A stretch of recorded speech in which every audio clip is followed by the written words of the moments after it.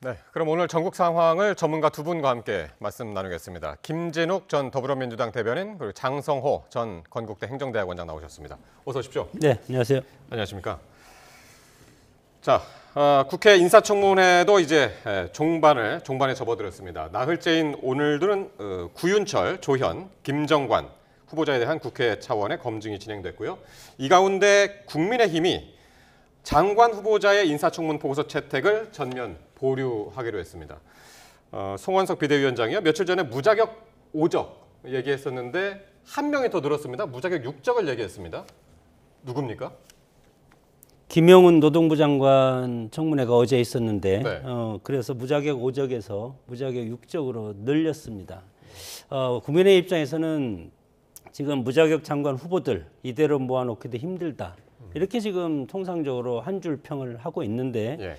거기에다가 5명은 반드시 낙마해야 되는데 거기에 1명 더 6명. 근데 국민의힘 뭐 내막을 보면은 6명 전부를 다 낙마시킬 수는 없다고 생각을 할 것이고 최소한 2명 내지 3명은 낙마해야 되는 것 아닌가. 그래서 현재까지 보면은 국민의 입장에서 물론 뭐 과거에 윤석열 정부 때 여당에서 민주당한테 상당히 밀렸지만 107석의 소수 야당이지만 지금 어떻게 보면은 공세적인 측면에서 어느 정도 선방을 하고 있는 그런 청문회 전국이라고 봅니다. 국민의힘이 청문회 전국에서 선방하고 있다. 네, 그렇습니다. 예. 그러니까 공격에 성공하고 잘하고 있다. 네, 네. 공격에 성공하고 있다. 네. 어쨌든 지금 국민의힘에서 이 무자격 5적 하나 더해서 무자격 6적 임명 철회하지 않으면은 청문 보고서 채택 전면 보류하겠다. 그렇게 이야기를 했습니다. 일단 국민의힘에서 무자격자라고 표현하시는데 좀 동의하기가 좀 어렵고요. 다소 국민의 눈높이에서 좀 차이가 있으신 분들이 있을 수 있다고 봅니다. 그렇다고 해서 그분들을 무자격자다 이렇게 일단 규정 짓는 것에 대해서는 동의하기가 어렵고 예. 특히 지금 오늘까지 해서 15부처의 장관 후보자가 그렇죠. 인사청문회를 마쳤습니다. 예. 그런데 6명에 대해서 국민의힘에서 다소 동의하기가 어렵다라고 얘기한다면 나머지 9분에 대해서는 이 보고서 청문 보고서 채택에 적극적으로 협조해야 하는 것 아니겠습니까? 그럼에도 불구하고 나머지 문제가 없다. 그러니까 본인들이 주장하는 무자격자가 아닌 사람들조차도 예. 여기에 연계해서 이렇게 청문 보고서 채택을 안 한다라는 것. 이것은 새 정부 출범에 대한 국정에 대한 발목 잡기에 다름 아니다. 이렇게 해석할 수밖에 없습니다. 그러니까 6명에 대한 그 임명 철회하지 않으면은 나머지도 전부 보류하겠다. 청문 보고서 채택 보류하겠다 그러면서 이재명 대통령 영수회담을 제안했거든요. 이재명 대통령한테. 저는 글쎄요, 이것이 영수회담의 어떤 그 대상이 될 수 있을지 잘 모르겠습니다. 본인들의 그 지금 국민의힘에서 주장하고 있는 네. 의도를 충분히 언론을 통해서 또는 정무수석이나 다른 분들을 통해서도 얼마든지 전달할 수 있고 그 역대 어느 정부의 첫 번째 내각을 구성하는 데 있어서 이렇게 본인들이 생각하는 것과 다르다고 해가지고 영수회담을 주장한 적이 있습니까? 특히 이번처럼 지금 무자격자라고 얘기는 하고 있습니다만 그중에 다소 국민의 눈높이와 좀 다르다라고 하시는 분들이 저희가 볼 때도 한두 분은 뭐 있을 수 있다고 봅니다. 예. 그렇지만 모든 사람들을 끼워 넣어가지고 여기에다가 무자격자 또는 뭐 이렇게 그 모든 다른 분들까지 연계해서 얘기하는 것은 국민의힘이 지금 너무나 당리당략적인 정치적 공세를 하는 것이고 새 정부 출범조차를 시키지 않겠다, 지연시키겠다라고 하는 것을 노골적으로 표현하는 것이기 때문에 여기에 동의해서 뭐 영수회담을 자리를 만든다라는 것 이런 부분들은 있을 수 없다. 이재명 대통령께서 계속해서 협치를 강조했고 취임하시는 날 그리고 지난번에 G7에 다녀오셔서도 야당의 대표들과들 만나서 충분하게 말씀을 나누시고 앞으로도 기회를 자주 갖겠다고 했습니다. 그럼에도 불구하고 새 정부 출범의 발목을 잡고 그것을 무기로 해서 영수회담을 요구한다? 저는 이 부분에 대해서는 국민의힘이 너무 과한 요구를 하고 있다 이렇게 보고 있습니다. 장 교수께서는 어떻게 보십니까? 영수회담에 이 대통령이 응할까요? 플렉시블 유연한 국정 운영을 위해서 예. 애초부터 선거 때부터 해서 중도 확장, 외연 확장을 했고 그리고 협치하겠다. 그렇게 수차례 공언을 하지 않았습니까? 물론 지금 야당에서는 이것을 대통령 면담을 요구하는 것은 결국은 임명권자가 대통령이기 때문에 네. 임명권자를 향해서 지금 이러이러한 문제가 있기 때문에 이것을 우리 여당과 야당의 협치의 모습 그리고 대통령이 야당과 협치하는 모습을 보여달라. 그런 것이지 이것을 국민의힘이 대통령과 만났을 때 특정한 6명을 반드시 낙마를 시켜라. 물론 그런 얘기를 할 수도 있겠지만 그런 취지는 아니고 예. 협치의 측면으로 야당의 이런 여러 가지 검증이라든가 야당의 존재를 대통령은 협치 정신을 살리겠다고 했으니까 예. 이것을 실질적으로 좀 보여줘라. 제가 이재명 대통령이라면 그래 한번 만납시다 해서 일단 만나서 의견을 듣고 그다음에 대통령이 임명하면 되지 않겠습니까? 예. 그러면 지금 악화될 수도 있는 그런 국민적 여론이 상당히 그것을 좀 완화시킬 수 있는 네. 그런 것도 계기가 될 수가 있기 때문에 오히려 국민의힘이 이재명 대통령한테 이런 기회를 준 것이 아닌가 생각이 드는데 협치의 상징으로 한번 네네. 만나달라. 예. 알겠습니다. 국민의힘이 말하는 무자격 6적 가운데서도 상징적인 두 분이 있죠. 강선우, 이진숙 후보자에 대해서는 여당 내부에서도 부정 여론이 연일 터져나오고 있습니다. 관련 발언 한번 들어보시겠습니다. 여러 전 사안들이 있기 때문에 청문회 과정에서도 문제 제기를 했고 그래서 그런 부분들과 국민 여론, 국민의 눈높이를 당사자와 또 인사권자 이런 분들이 깊게 고민할 필요가 있다 그런 생각합니다. 이진숙 후보자께서 대통령님께 그만 부담을 주셨으면 자진 사퇴하는 게 맞다. 그런 생각 가지고 있습니다. 자, 먼저 이 강선우 후보자 민주당 보좌진 협의회 일명 이제 민보협 현 회장이 이제 직접적으로 자진 사퇴 요구를 했습니다. 어제까지만 하더라도 민보협 그 전직 회장인가요? 네, 전직 회장단. 회장단이 이제 이의를 제기했고 어떻게 보셨습니까 오늘 이 상황? 일단 지금 그 강선우 후보자에 대해서는 당 내에서도 약간 이제 이 의견이 팽팽하게 엇갈리는 것 같습니다.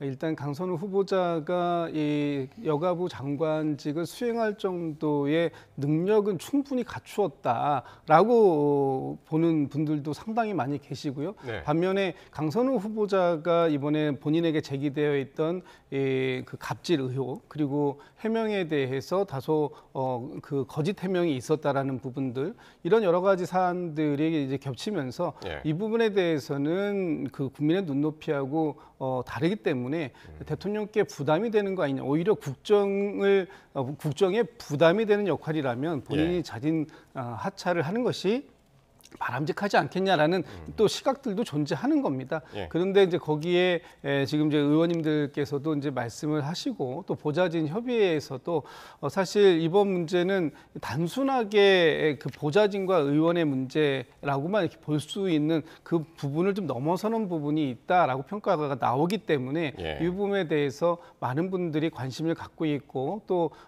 방향을 어떻게 잡느냐에 따라서는 이 앞으로의 국정에도 크게 문제가 될 수 있는 부분이 있다 이렇게 보기 때문에 지금 상황에서 당에서 할 수 있는 건 이제 거의 다 한 것 같습니다. 네. 인사청문회도 끝났고요. 네. 당에서 이제 여론이 어떻게 추이가 진행될 것인지 하는 부분을 보는데 이분들에 대해서 시민사회라든지 네. 또는 관련 단체라든지 또는 여러 군데에서 지금 이제 다양한 목소리도 나오는데 그러니까요. 그런 목소리들이 지금 대통령실에서 종합적으로 취합이 되고 있고 예. 과감 없이 대통령께 보고가 되고 있다고 들었습니다.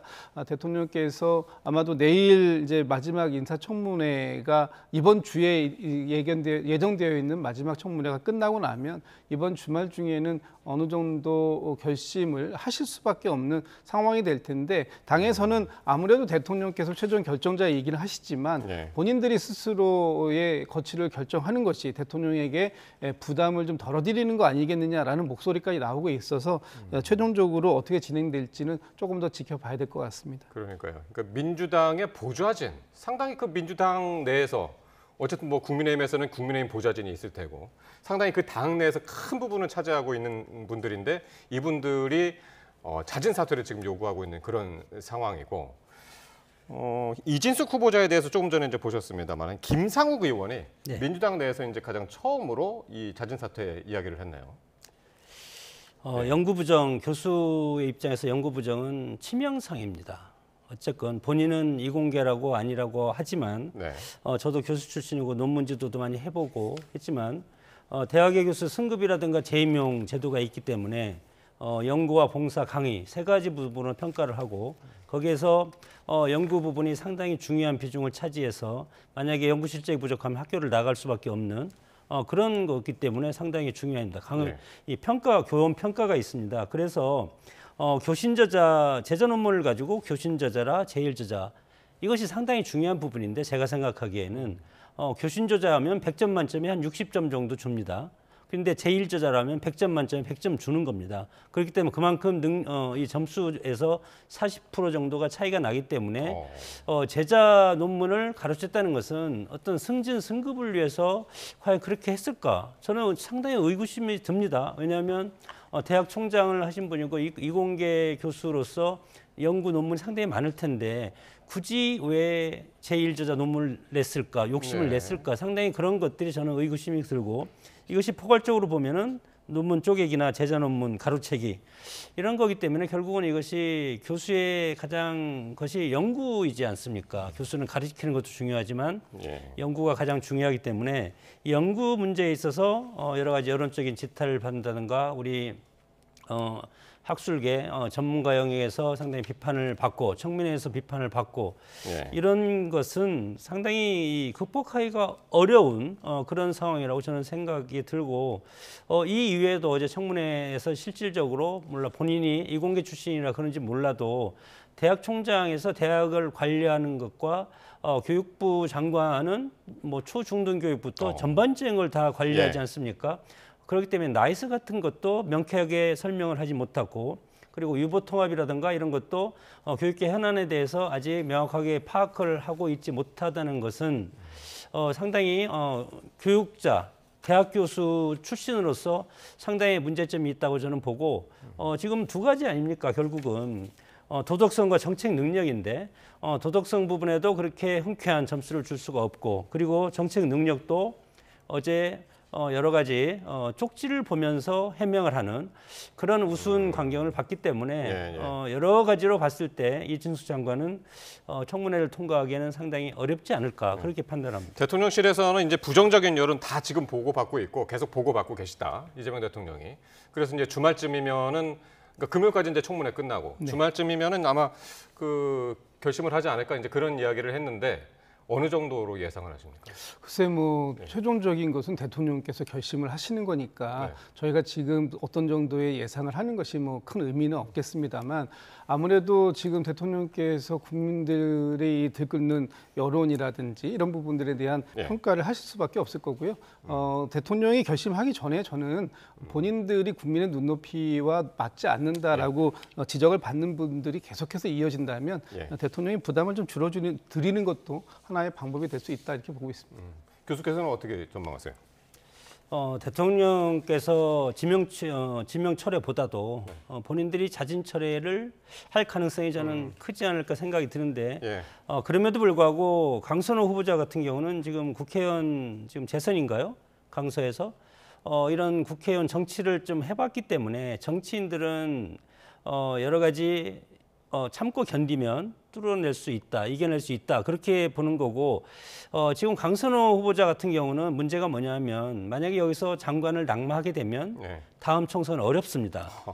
그렇기 때문에 본인이 굉장히 큰 결심이 필요하겠네요. 큰 결심이 필요하고 지금 이것이 법적으로 갈 가능성도 상당히 크지 않습니까? 보좌진 지금 해당자와 법적인 그런 것도 있고 그리고 시민단체에서도 이것에 대해서 고발할 수가 있기 때문에 정치적인 장래가 걸리기 때문에 강선호 후보자 입장에서는 상당히 치밀한 그런 고민을 할 수밖에 없지만 여론적인 것을 넘기는 어렵다고 봅니다. 알겠습니다. 국민의힘 얘기로 넘어가겠습니다. 윤희숙 국민의힘 혁신위원장이요 중진들을 향해서 다시 한번 인적 쇄신을 촉구를 했습니다. 혁신안을 비대위에 보고를 한 뒤에 회의 결과는 어땠을까요? 한번 직접 들어보시겠습니다. 다구리? 그냥 다구리라는 말로 요약하겠습니다. 아름답게 책임지는 국민들의 모습을 제가 지금 부탁드리는 그런 차원이 굉장히 중요한 차원입니다. 그런 것은 전혀 없었다 이런 말씀을 드리고 혁신위원장으로서 참 그 고민하고 고심하고 있다는 것을 오히려 위로하고 격려했다 이런 이야기였는데 그거를 그렇게 말씀하시면은 그거는 조금 앞뒤가 좀 맞지 않는 것 같습니다. 예, 윤희수 혁신위원장이 비대위의 반응을 속어를 썼죠. 다구리라는 이제 표현을 쓰면서 몰매를 맞았다, 문매를 맞았다 이런 표현을 썼는데 당 지도부는 지금 보신 것처럼 불쾌감을 드러냈습니다. 실제 내부 반발이 있었을 거라고 보시나요? 저희가 이제 직접 못 봐서. 저도 국민의힘 소속이지만 저 현장을 저도 이해를 못하겠습니다. 이것이 과연 노이즈 마케팅인가?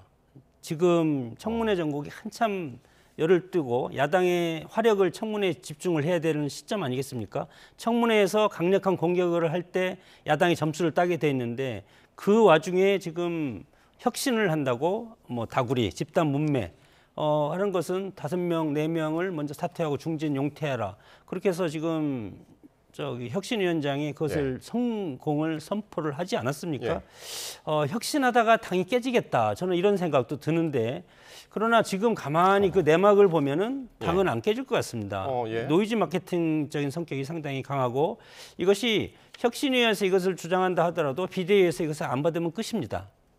그렇기 때문에 혁신위에서 노이즈 마케팅을 하고 물론 그렇게 당을 가야 되지만 결국은 지금 3선 이상 4선 중진들이 용퇴를 한다고 해서 3년 뒤에 총선 때 어떤 정치 지형이 펼칠지 아무도 모르지 않습니까? 선거, 정당에서 인적 개편이라든가 쇄신은 총선을 앞두고 하는 건데 지금 총선이 3년 이상 남았는데 어떻게 중진 용퇴하면 그러면 당이 탈당을 시키고 자진 탈당하면 당이 분당이 되는 것 아니겠습니까? 그렇기 때문에 지금 저 혁신위원장 말대로 하면 당은 아무것도 안 되는 겁니다. 그렇게 되면 제1야당의 존재도 없어지고 그런데 그렇게 될 것 같지는 않습니다. 그러면 결국은 어떻게 가냐면 이게 이제 전대가 열리지 않습니까? 21일로 잡혔죠. 지금 일요일. 아니 전대는 아직 결정이 안 됐습니다. 그렇죠.